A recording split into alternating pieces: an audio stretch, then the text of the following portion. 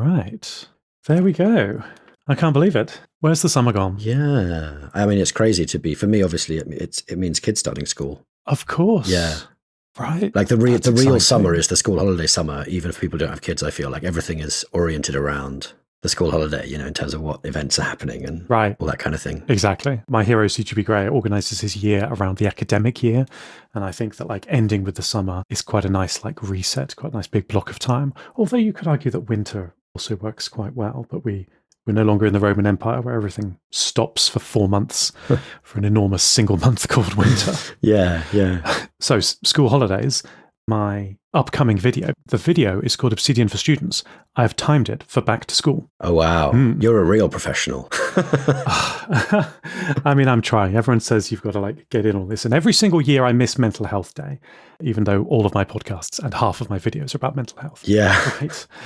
Yeah, you need some strong reminders, don't you, for the lead up to that? Yes, exactly. Yeah. So we were going to talk about some other stuff, but I have sneaked in an extra topic because you mentioned just now that you were interested in setting up a new workspace in your new house. Yes. I have opinions. Absolutely. Tell me. Yeah, so I sent you the photo of what my setup right now looks like, which is just that I moved into this house. Oh. It was full of furniture because it's furnished place. It used to be an Airbnb, so it was like really kitted out. Oh.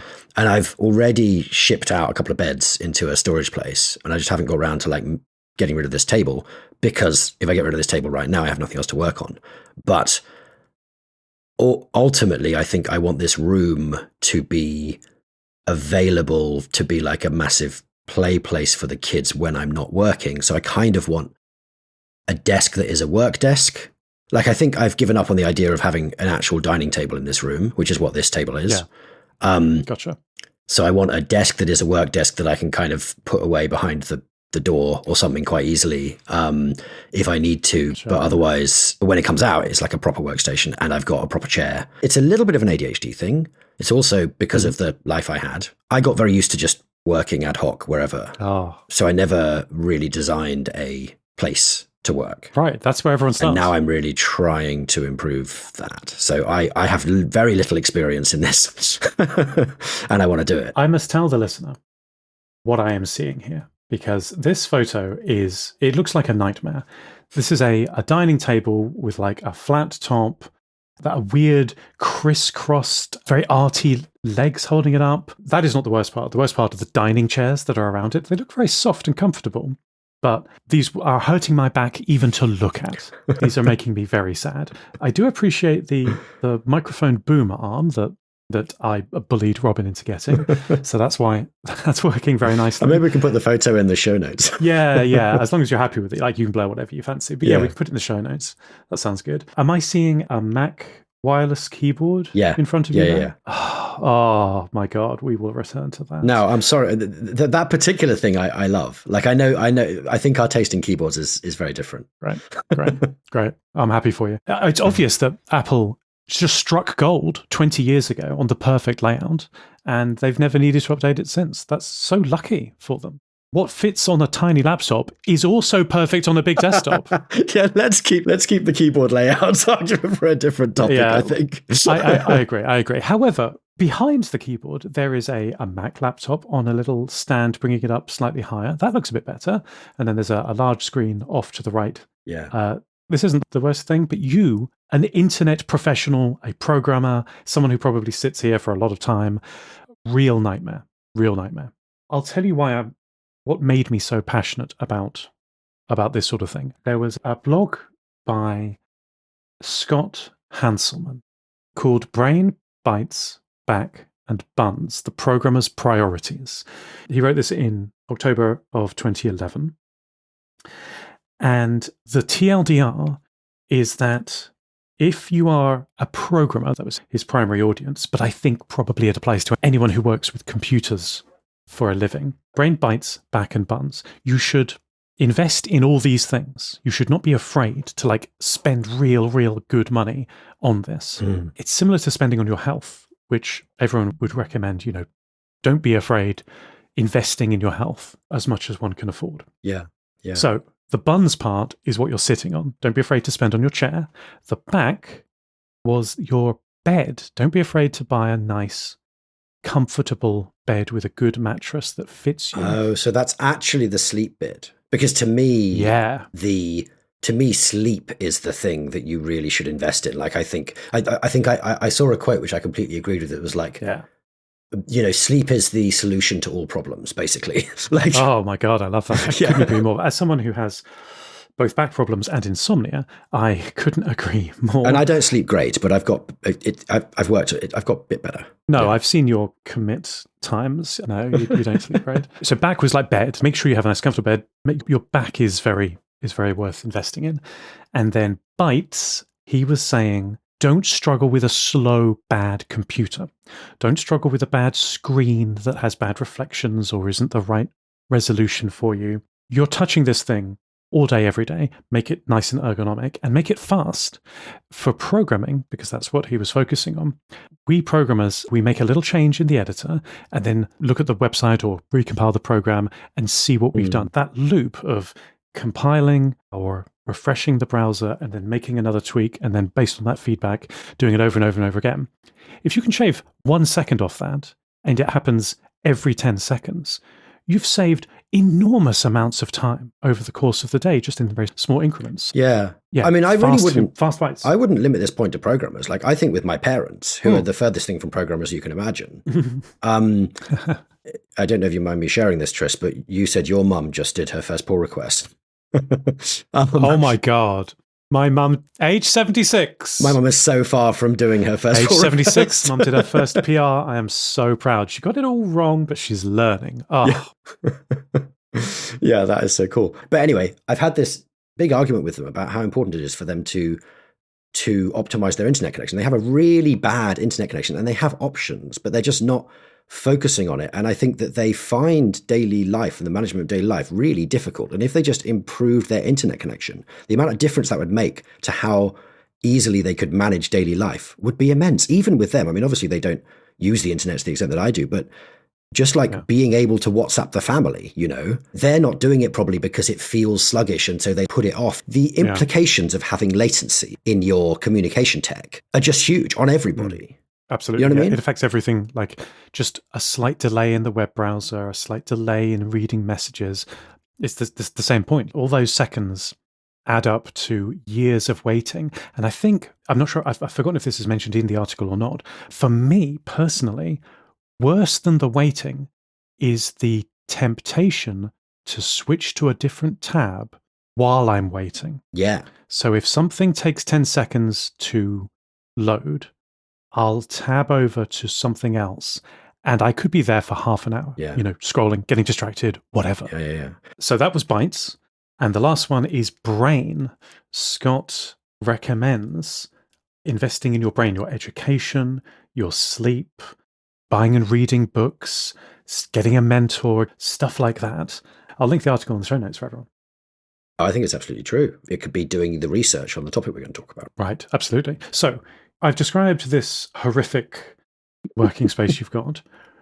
What are your dreams for this? It has to go away out of the way. I mean, I could send you a picture of this, but I have a little space behind my main door that comes into the living room. That little alcove there that's behind the door, and it creates this little dead space behind it that's about 3 feet wide and then as deep as the door, I suppose. And you could just slide a desk back into there if it fitted. And that would be out of the way. Gotcha. That can often work quite well. So I want that. I like to have my laptop a little bit raised so it's in line with my eye, because up to now I've always worked with my laptop screen and then a monitor next to it, as you can see in my photo. Yeah. Another option would be 2 monitors, close my laptop, right?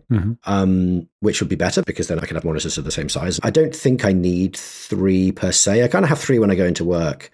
And I don't think it makes me any more efficient. I think I just kind of lose stuff slightly out of my view on the other side. Yeah, I think that actually, I used to have like as many monitors as possible. And then I switched to an ultra wide monitor, which is twice as wide as a regular monitor. It's like 2 4x3 monitors glued together. And that was cool for a bit. But I think actually that what works extremely well for me is a 4K monitor as large and as cheap as I can find. And that is what I'm working with now. And I occasionally throw in a small secondary monitor to put video calls on or notes or something. But a 4K monitor is so big that I tile all my windows out. That's I suppose that's where we're different. That is exactly where we're different. Yes. Okay. And I was going to mention that. Actually, what it is if I close the laptop, I'd have to get a webcam, right? My laptop is where the camera is at the top of it. And that's really crucial because what it means is my bigger screen that's off to the right of my laptop is where I put my note-taking, programming, having Jira open, those sorts of things, so that my laptop, much of the day, is Zoom. Yeah. Right? And that way, when I look at the person I'm talking to, I'm looking at the camera. That's good. Yeah, I like that. I always make sure my monitors are in a configuration where whatever video chat I'm looking at, it's so close to where my camera system is. So I think I like that setup. So I'd probably keep that setup. I'd probably just have a monitor to the right and my laptop on a stand like I do at the moment so that I can use it for video as my video call screen, Yeah. I do a lot of video calls. I think so. You're limited in flexibility by having this Mac because one of the reasons that Apple don't let Mac screens fold back far enough is to make them more annoying on the desk so that you buy more screens. They're a hardware company. Everything that they do is designed with encouraging you to buy more hardware. Conspiracy, maybe. Do you have an actual source for that's an actual decision they made? Yes, no other laptop in the world does this. This must be designed. There's no other laptop in the world that doesn't fold back. I disagree with that. I'm sure I've had other laptops that you'd fold them all the way back, they break. Yeah, but none of them are at that sort of 120 degree. Like, it's so suspicious. Oh, really? Okay. Yeah, this is maybe something I don't know because I haven't I suppose if you actually study the angles, then you're like, the angle that Apple have chosen is different from what everyone else is doing. I didn't know that, but that sounds, Yeah. I admit, I have no sources for this other than it's deeply, deeply weird.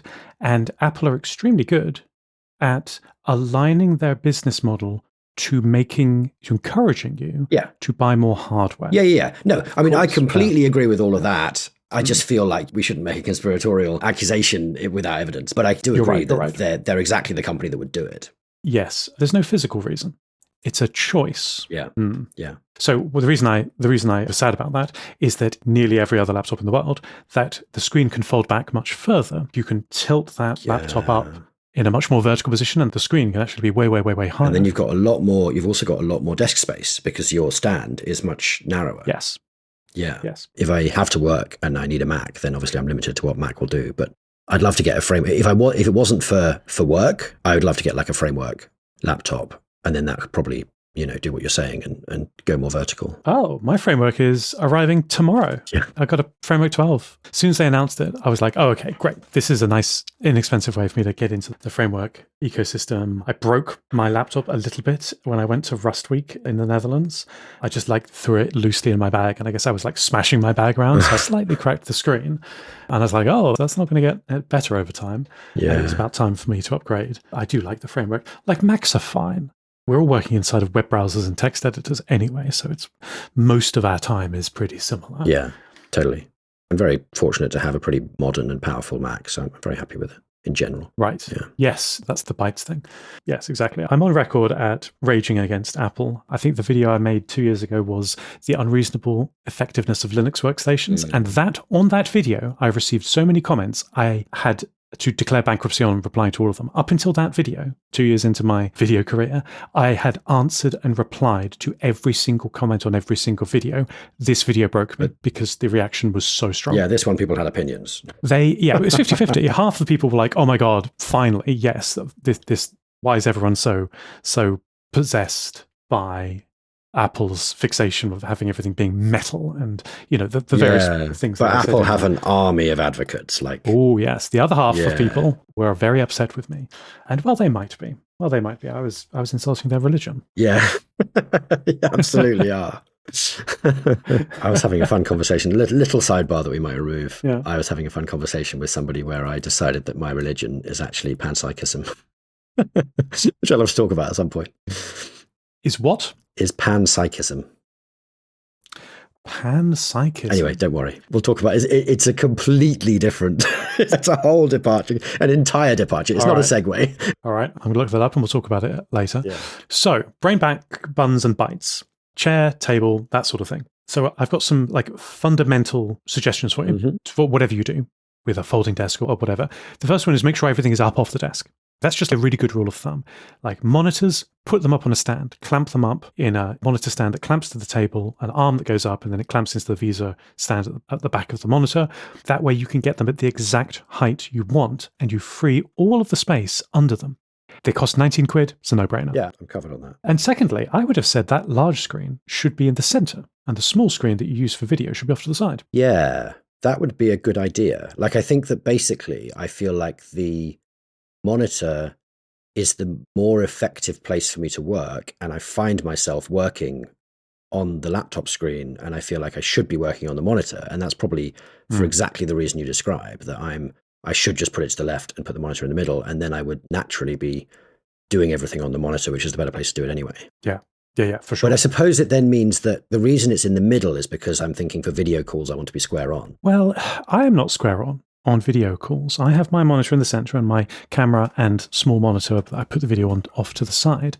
And I think it's quite natural because as long as you are looking, when you're speaking to the person, as long as you're looking at them, where their monitor is and where their face is and where the camera is, when you are speaking to them, you are allowed to look off to the side and typey, do some work or whatever, because it's like having the person sitting next to you. You know, you look forward and work, and then when you talk to them, you look over your shoulder. I mean, this is a tricky one because I feel a bit like, when I talk to you, I feel looked past for much of the time by your setup, which you could say is perfectly legitimate. I don't know how much I look at people actually when I'm on video call, and yet I still want to give them the impression that I'm there centering them and engaged with them. Yes, I consider this a feature. Over the last 5 years, I've optimized my setup a lot, especially in the last 3 years of doing mentoring as part of my No Boilerplate YouTube channel. I really, really care about the ergonomics of video and making it as natural and pleasant as possible. And I think if you have, let's say you've got a laptop screen and you've got a webcam above it, not knowing when the person is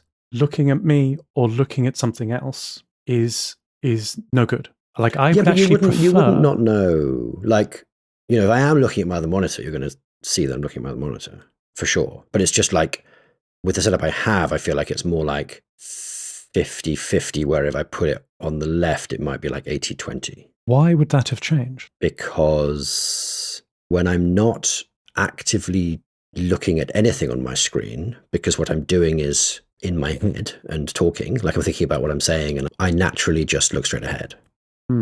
That's my thought. This is why I've put the laptop in the middle. Right. Well, you certainly shouldn't optimize for video calls in that way, right? No, I think I do need to optimize for video calls. I think the video calls are a massive part of my life. And that's what I'm kind of doing in my way, which is different from yours. Right. Okay. So maybe the solution is a webcam that can then go on the main monitor. So you're not staring at the small monitor all the time. Yeah, maybe. Anyway, options. Yeah, lots of options in there. Yes. So your foldable desk idea, I have a bit of a spanner in the works, which is that I think standing desks are now so cheap. I recently bought one for my parents' house. It was £100, like a motorized standing desk. Yeah, I saw that actually. They're very cheap, yeah. It's wildly cheap. FlexiSpot was the brand, not sponsored. Other brands are available. That's right. Other brands. That's what we say on the BBC. Yeah. Other brands are available. I do love that. Let me make a note of that. That is what I should do in my video. Is I should say other brands are available. That would be very nice. My point is that they're super flexible in terms of like getting the height perfect.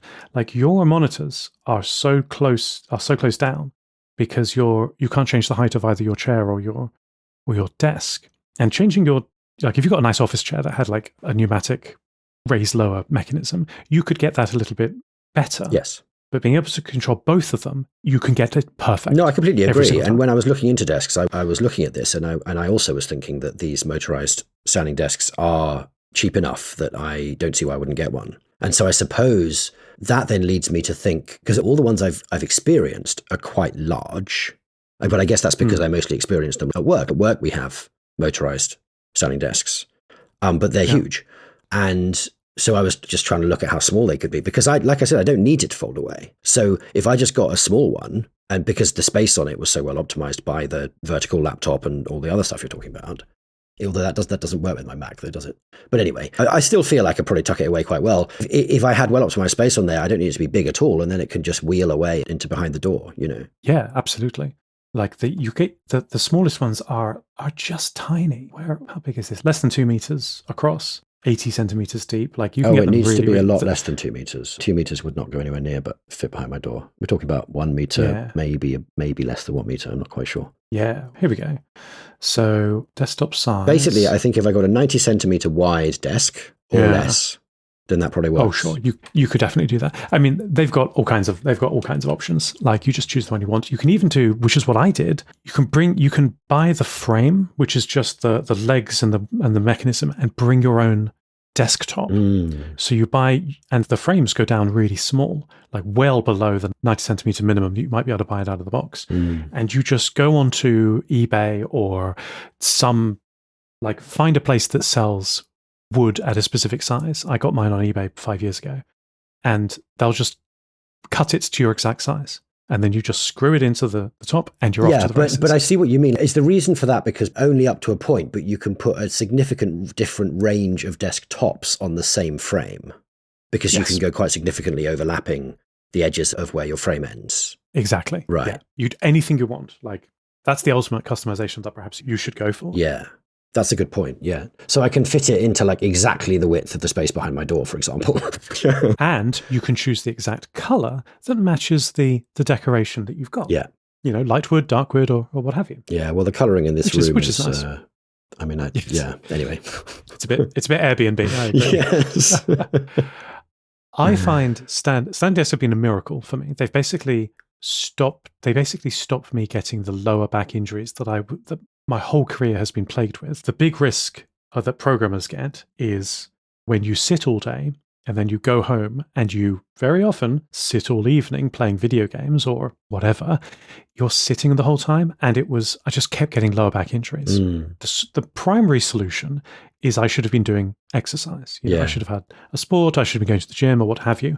But I solved it. I put a little patch over that problem by getting a standing desk and standing for most of the day. Yeah. And that sidestepped that particular problem. Yeah.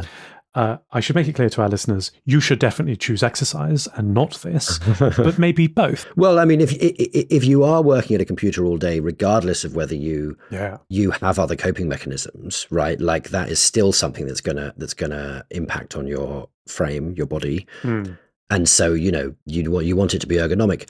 I think I want to sit at my computer more than I have successfully been doing up to now. So it's like I'm kind of on a journey of trying to professionalize myself in actually staying put and working on a significant thing at my computer. So that's part of what this is going to help enable. But I don't think I'm anywhere close to the amount that I imagine you were sitting stationary, because I'm quite restless. Yes. Yeah, exactly. You are. And you might find that in a standing desk situation, if you do end up standing with Bluetooth headphones, cordless, you can just in meetings that are happening, you can kind of pace the room really easily and still be at the same eye level as your monitor. So it's easy to go forward, back, forward, back. This is what I do when I'm doing the final drafts of my videos, is that I'm reading the script out loud into an empty room and then pacing as I'm doing it, trying to redraft, make the sentences sound better, pop better, flow better. Walking is great for thinking. Yeah, totally. Yeah. So the chair, I see you've written something in our notes. Yeah. Well, it just has to work on carpet. I mean, I think most desk chairs are kind of assuming a hard floor, and I think that's significant. I like to be able to adjust, to shift my chair a bit left and right, to be able to pull it in really easily. I like it to be on wheels.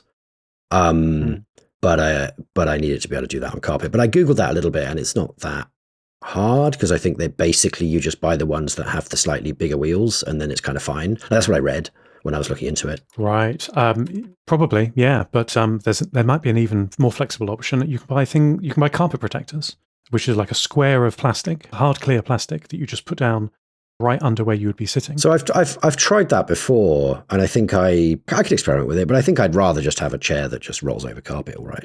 I don't want it to be super rolly anyway, right? Because I want to be able to have just the right amount of resistance. And I think if you got good wheels, that probably carpet might provide exactly the right amount of resistance I'm looking for, because it means that it's not going to just randomly shift, but it will move quite easily when I actually push it. Yeah, sounds perfect. There's a mechanism you should make sure you don't have, which is a safety feature. I don't know if it's a legal thing, like a regulatory thing, but some chairs only will roll with weight on them. So you have to sit on them and then move them, and it like unlocks the wheels. And when you stand up, it locks the wheels. Oh God, that sounds annoying. Yeah. Oh my God. When I worked at the government digital service, all of the chairs had this, and the ratcheting mechanism made it really loud to move them around, and you couldn't push them. Like if you wanted to push a chair out of the way, it was locked. You had to sit in it and move it with your feet and then stand up. My God, make sure you do not buy one of these. Yeah. Okay. Definitely worth taking into account. Yeah. But on the ergonomics of the chair design, I can never quite decide how important that is. Like, I got a chair that I was fine with at, in my old house, which is still there. And it wasn't, one of these things that has a really shaped, like, it did have a back that curves towards your back, The thing that I really like to have, which I think is probably against what you're supposed to have, is a loose back that can rock back if I want to, and like slouch. I can slouch into. I mean, everyone is super, super different, and the trend or the hype about how great this chair is, that chair is, or whatever, and people review chairs or keyboards or mice or anything that is like ergonomic. That's a very expensive word, ergonomic. If anything that is ergonomic, you kind of can't trust initial reviews, because the rule that my physiotherapist taught me a few years ago is the best position is your next position. I've heard this online as well, repeated. So like, changing position is actually what is good for you. So if you find you buy a new chair, and the new chair initially solves your back problems, but it's because you changed, not necessarily because it's such a magical, wonderful chair. Well, I was at this hippie Quaker week a week ago, and there was a Pilates session there that was led by this lady who seemed really, really expert in all this physical posture and frame and health and everything. And she was saying, good posture is always moving. That's good posture. Is that your body is responding to all the different things that you need to adjust to just to keep yourself comfortable. Your spine is an S, is one of her favorite points. People think their spine should be straight, but it just isn't true. It's an S, and it's kind of like an S that moves around. It feels very similar to what you're saying. Absolutely. I mentioned before on the show that my RSI was made much worse by getting ADHD treatment, but because the meds that I was taking kind of cured my ADHD, or they alleviated a lot of the symptoms, which meant I could focus more. But it meant that I got distracted less. And from an ergonomic point of view, working for long periods of focus time is bad for your health. So it was good for my brain, but bad for my body. So you got to just keep moving. That's why the standing desk works very well for me. I've got an alarm every 3 hours, and I go from sitting to standing every 3 hours. Wow, that's very rigid. Yeah. Yeah. I think we've spoken about screens, we've spoken about desk size, we've spoken about the fact that probably I want a motorized desk. Chairs, it sounds like you're saying there are lots. I can get one. It doesn't necessarily matter. It just fits in with what works for me. And so all of that, I think that's really good. And I love the point about how it would be nice to have my laptop as vertical as possible. The general rule that Brain, Back, Buns and Bytes espouses, I've heard simplified recently as: don't be afraid on spending money on anything that separates you from the ground. So your chair separates you from the ground, your bed separates you from the ground, and if you squint, your keyboard and mouse separate you from the ground. That feels like a bit of a stretch. I'm thinking that we could solve the comment box problem by maybe having a button at the top of these pages that say, click, jump to discussion, and then it jumps to the bottom of the page. That is a much better solution, and I'm quite ashamed that I didn't think of it myself. It's so simple. Yeah. The reason I say that is because I think there's lots of cases where I've been faced with people trying to implement such things. They're like, oh, can you duplicate this thing over there? In so many cases, I'm like, just do exactly what you're saying. Like, just do a little link and send in the right place. You don't need to recreate stuff all over the place. the beauty of the internet. Right. So we got a comment from user Scoov on our GitHub discussions page saying, Robin mentioned leftist podcasts at some point. I'd be interested in hearing any recommendations. So your chance to shine now, Robin. Yeah, so I was really gratified to have some interest in this because this podcast definitely leans technical and possibly towards software engineering. But my real obsession is much closer to like sociology and politics. So I care a lot about that space. I find it really interesting. I didn't really know whether there'd be any interest in those sorts of topics. So I was really glad to get this comment from somebody. Yeah, I would say that in amongst the technical audience, there is often an overlap with interest in fully automated luxury gay space communism and that umbrella of things. Well, certainly in your audience. I don't know that every tech audience has that. Only the best audiences. Only the best audiences. Yes. Yeah, no, I completely agree. So I'd be interested as well. I don't listen to any of these kinds of shows, and maybe I should. Well, I think I've tried to persuade you before, and you were just like, that's too dry for me.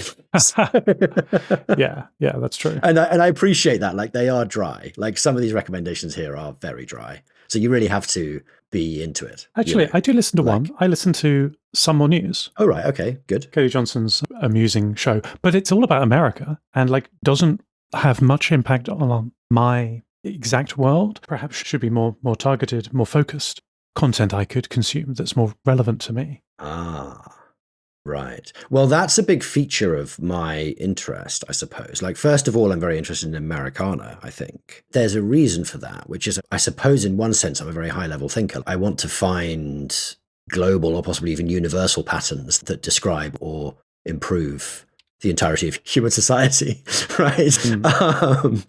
And right. America has been, for all of my lifetime and long before, the global hegemon. And Britain is very, very made in the image of America. Like, right. And of course, the internet, where we really live, like my body happens to be here in England, but I live on the internet, is a private American endeavor. Right. Exactly.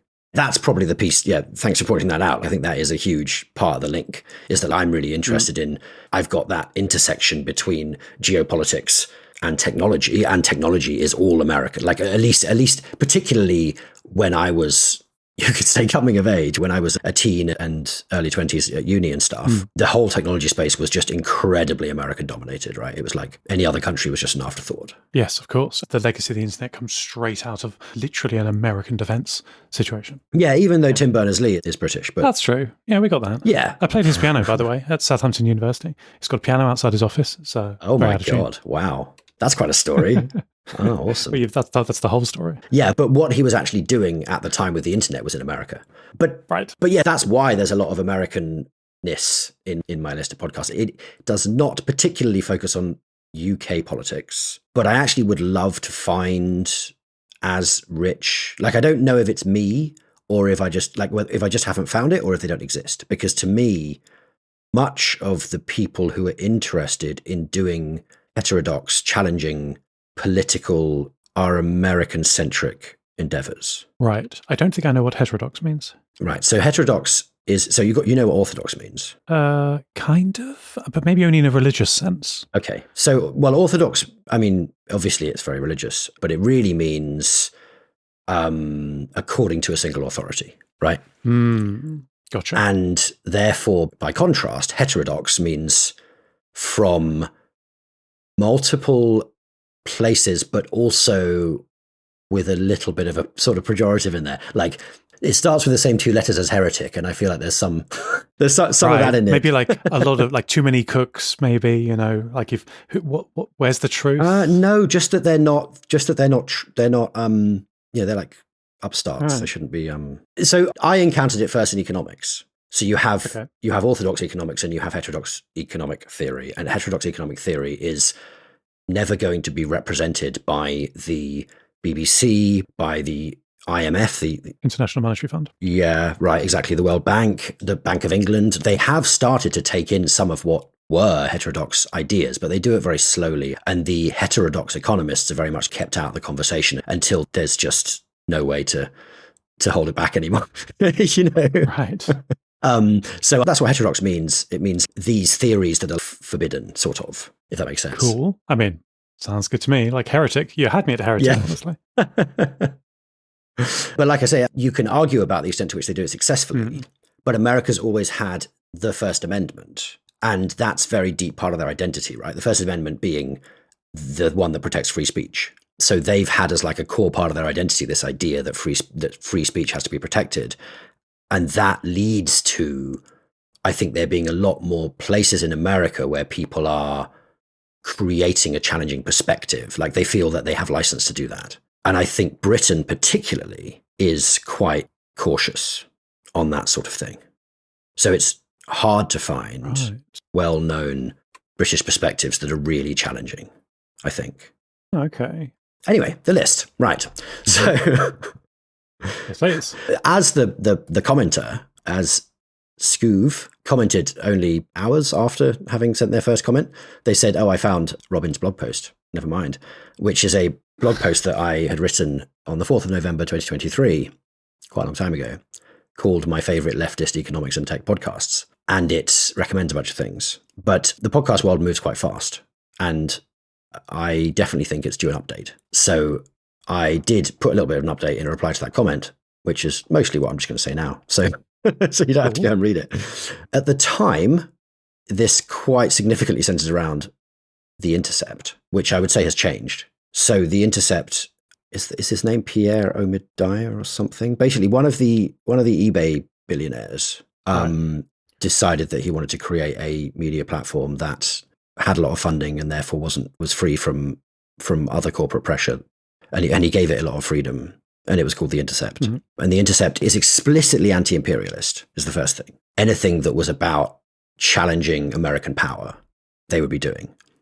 And then that also significantly lent into American tech power, like the way in which American technology would be exploiting people. They definitely had a significant thing about Facebook's enablement of the Myanmar genocide.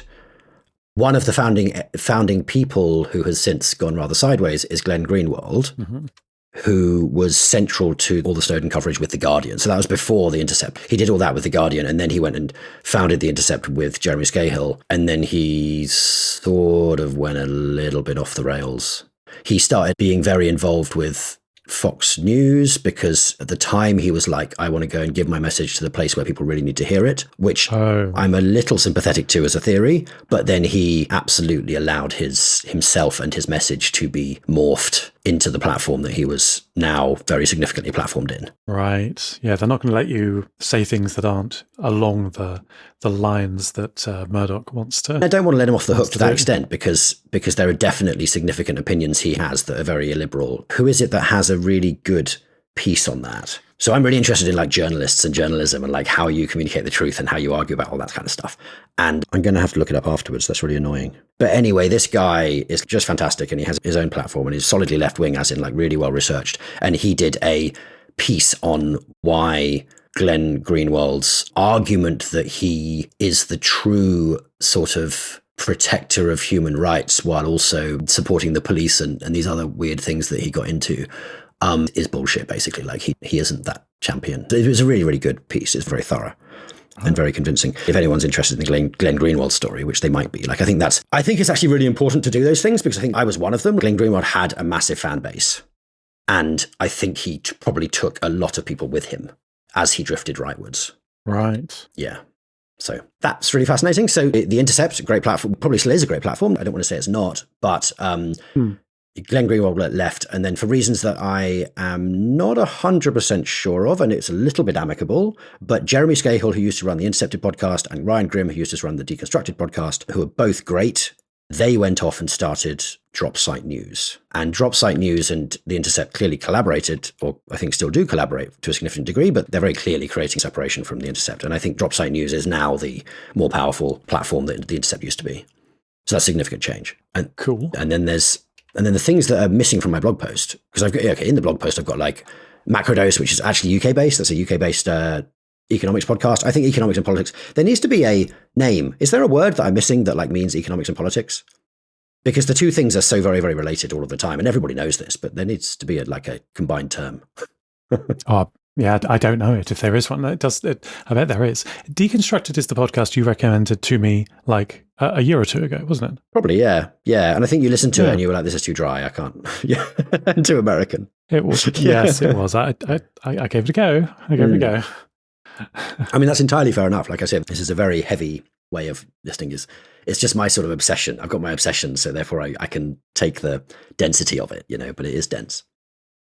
Right. Yes. This is what's so great about like people like Cody Johnson and Adam Conover, comedians who do heavily well-researched political and like topical videos and shows. Is like I can actually get through that. Yeah. Me and my burnt out brain can actually enjoy and focus. Like I can watch that for 2 hours, no problem. Yeah, no, I completely agree with you. I think that's really important. The other one that's even more dense that I don't recommend you try to listen to unless you want to. Me specifically. Yes, you specifically. Yes. Our audience can. Is Politics Theory Other.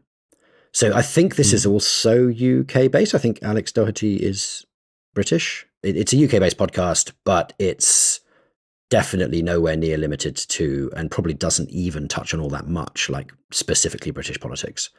It's a lot more focused, I would say, if anything, on like Israel, Palestine.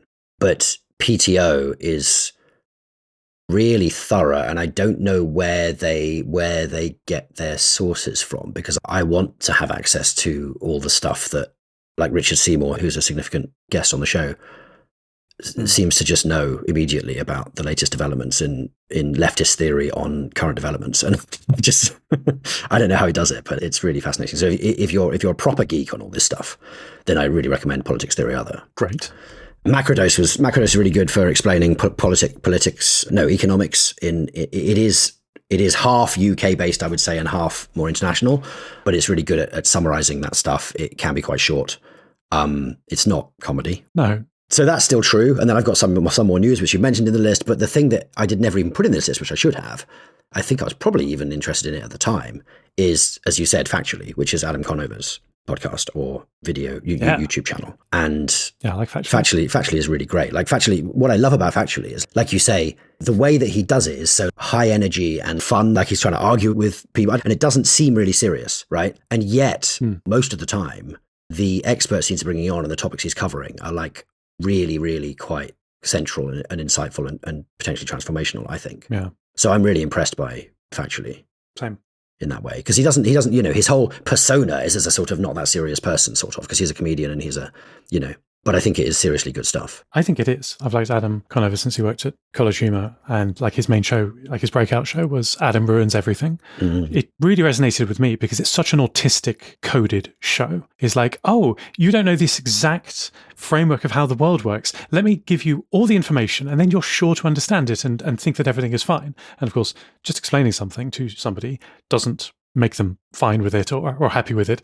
And that was part of the show as well. Like he'd explain everything, like how diamonds for engagement rings are a complete fabrication of the De Beers Diamond Company.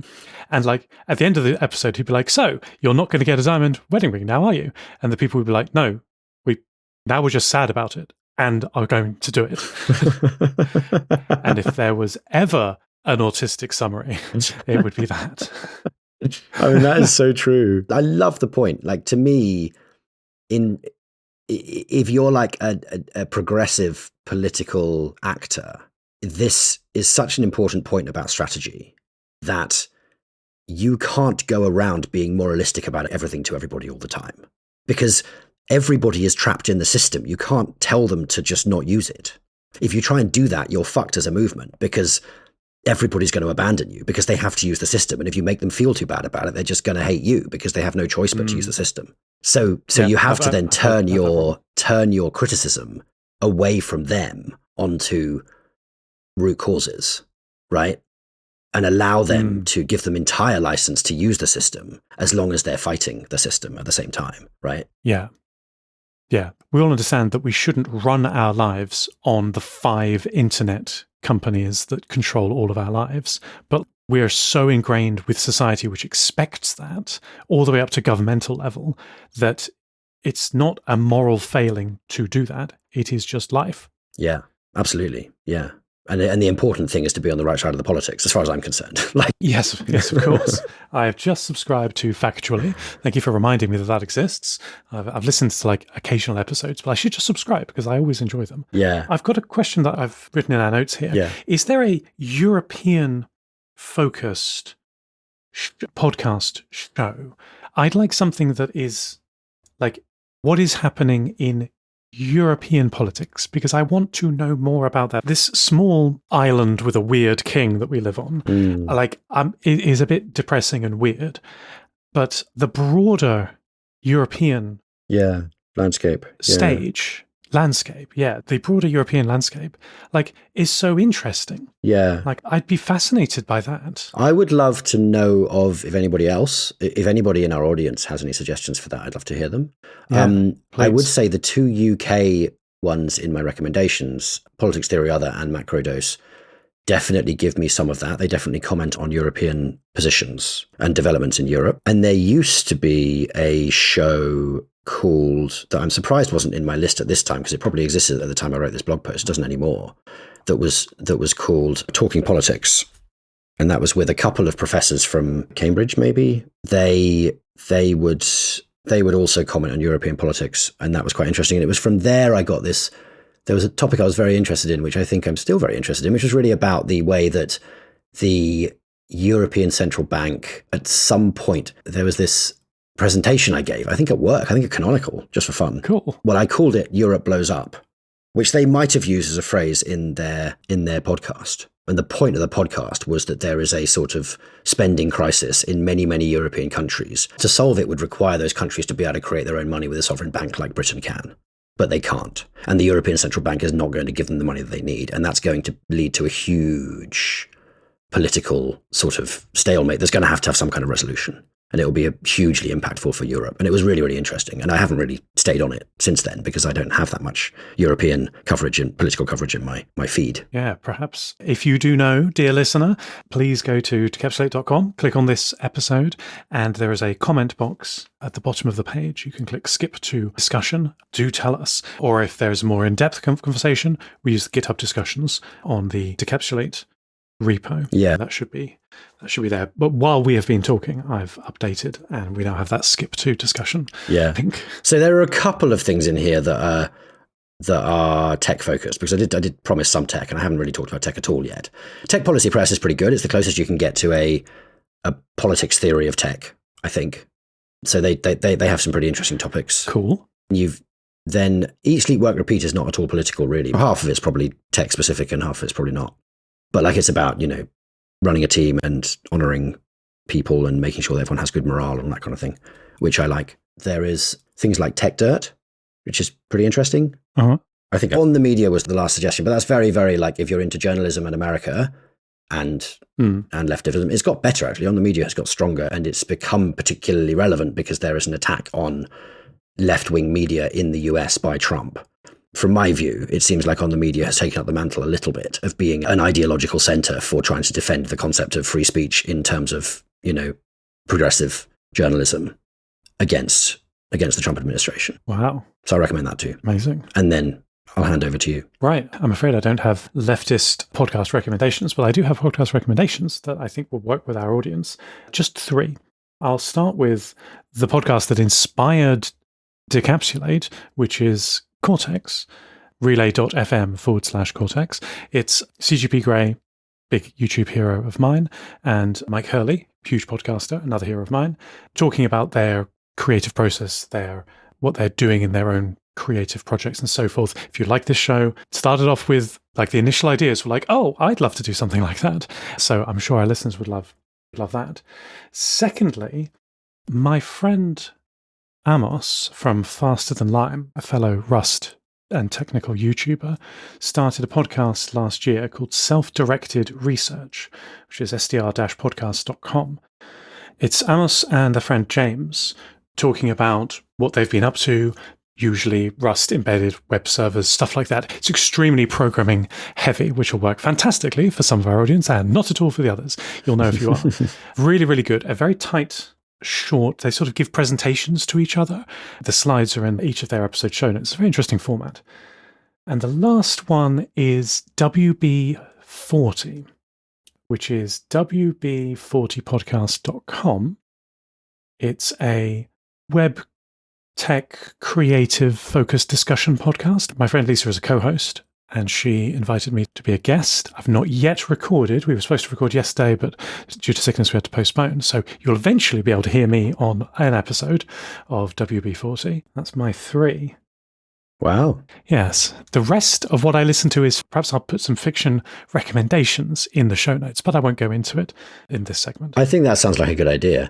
You've recommended those podcasts all to me previously, and I think I haven't properly engaged with them, and I need to do that. So yeah. Cortex is great. WB40 is great. Like Amos's self-directed research is a trip, because you get to see how deep the rabbit hole goes, and it makes you, one, really pleased that somebody is going this into detail, and 2, that it's not you, someone else is doing all of this.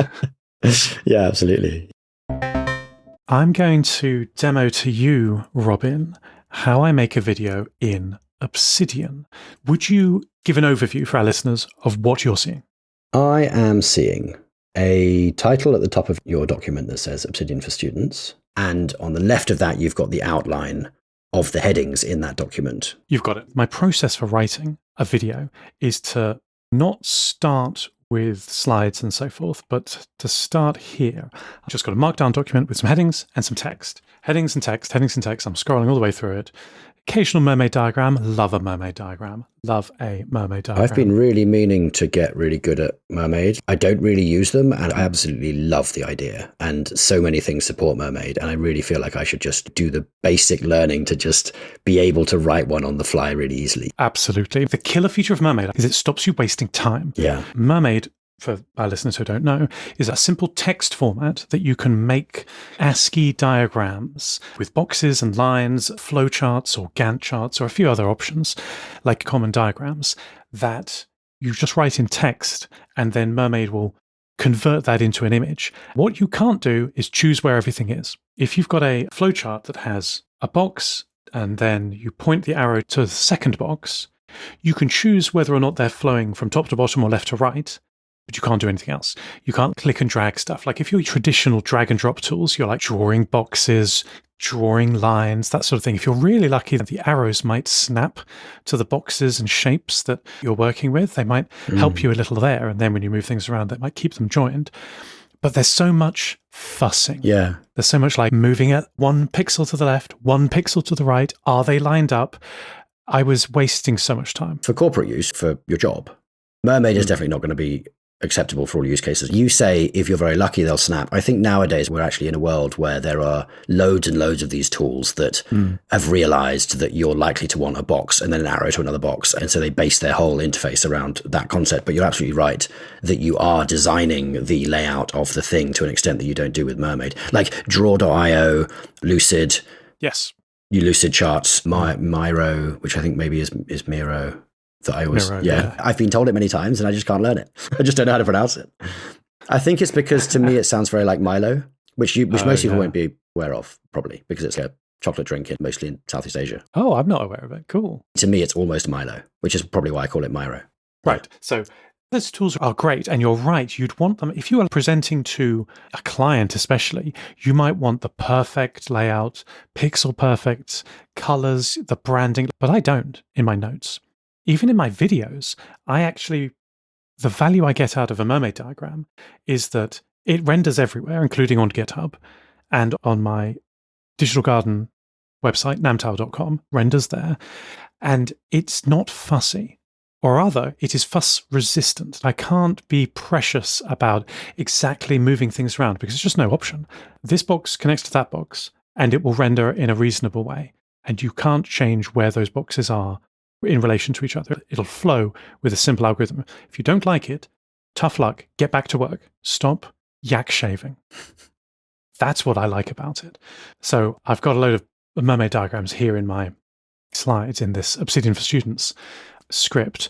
The tool in question is called Presenterm, a Rust-powered tool that is just, the features keep coming. It's got image support in a terminal. It's got mermaid support in terminal. It's got typed and LaTeX and different font sizes.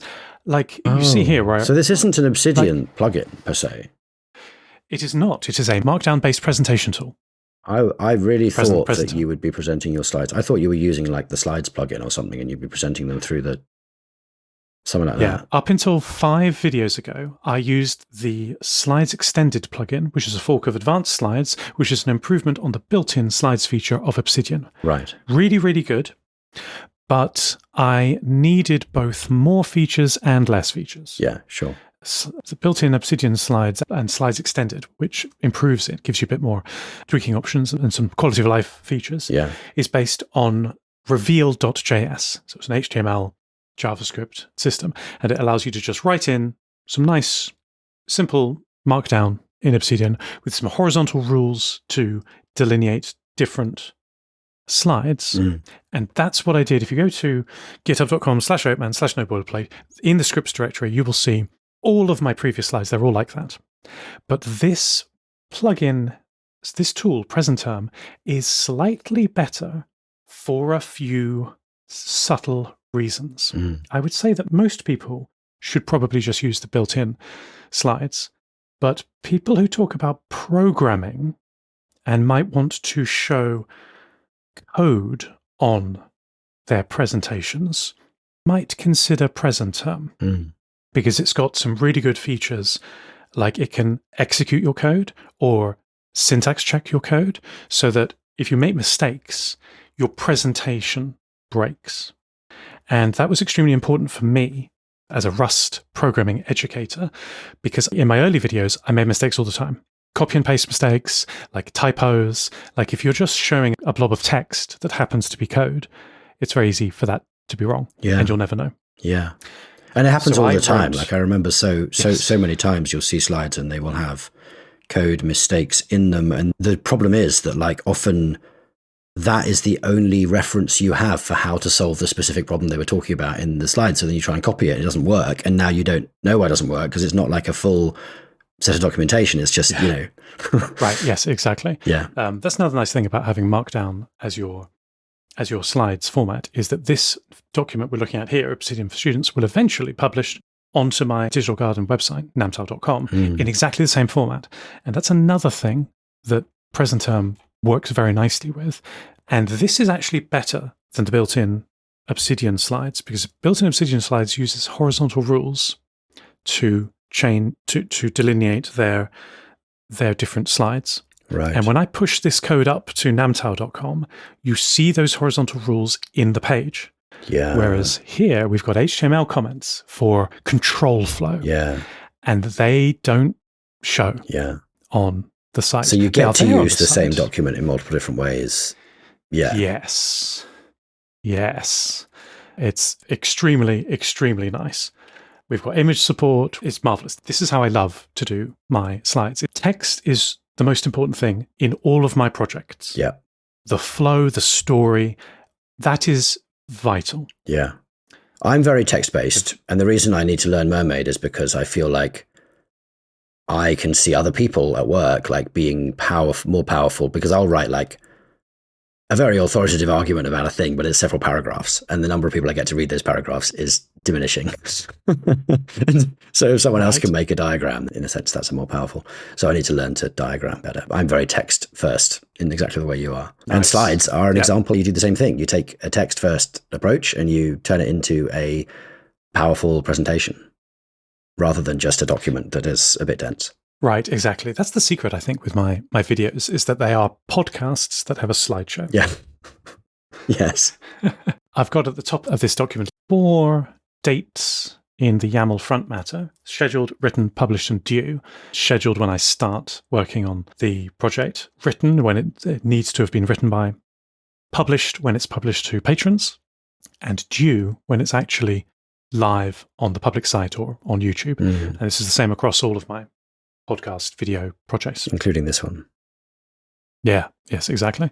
And there we are. That's wow. That's the setup. Do you have any follow-up questions? And if anyone has further questions, obviously, please comment on this episode on Decapsulate.com. Absolutely. It is a very useful thing for everyone to know. I think I kind of knew that this was roughly your process. I think it is very interesting to know that you're using that command line The fact that it's command line does endear me to it a little bit more. I don't love that so many things are Obsidian plugins when Obsidian is a proprietary closed source platform. It's not closed source in the sense that it encourages you to create plain text documents, which is fantastic. But nonetheless, if Obsidian goes away or you need to switch platform into a different Markdown editor, you can't take your plugins with you, right? So it's very nice to have things that are outside of that. Yes, I'm trying to deplatform a lot of my core plugins. And that was another big advantage of Presenterm. Like if I go to my daily note here, we've got my calendar on the side. But if I bring it in from off screen, I have mimicked that in a terminal dashboard, which only requires Markdown, not Obsidian. Wow, this is the supreme. Well, thank you. This is the supreme advantage of having all of your life plain text, is that you can easily build a bit more tooling or use complementary tools. So I think absolutely this should be a video topic of yours. This is really interesting. I know that it's like a shot at Obsidian in a sense, but it's well, Obsidian is the best tool for doing all of this. Yeah. But it is proprietary and can go away tomorrow. Exactly. And none of us love that. I feel like everyone I know who is a fan of Obsidian, they're really like that because they are quite interested in open source. And every one of them is frustrated that Obsidian is not open source. And then it's just something they accept because it's good enough. But yeah. Yeah. What's nice is that the plugins are mostly open source. Right. Nearly every plugin has a GitHub page. Of course, it needs the framework of Obsidian to make sense and to actually render. But a lot of the logic could be fairly easily ported, but it's not perfect. A lot of people ask me, why am I using Obsidian? Because it's closed source. And shouldn't I use something else? I would love to. There is nothing else to the complexity that I need to run my life and my systems. Yeah. Like people say, well, couldn't you use org mode or logseek or Joplin? Or those, you can mention 20 or so others. They're all garbage. Yeah. They're all simple note-taking tools. And I have transcended their ability to handle the complexity of my life. Like I need way more than that. And it's not even that other proprietary apps can satisfy me. Like Todoist is a fine to-do system, but that is not the level of complexity that I need to run my life. No, it works very well for you. I mean, but this is an example of that point I was making about progressive movements.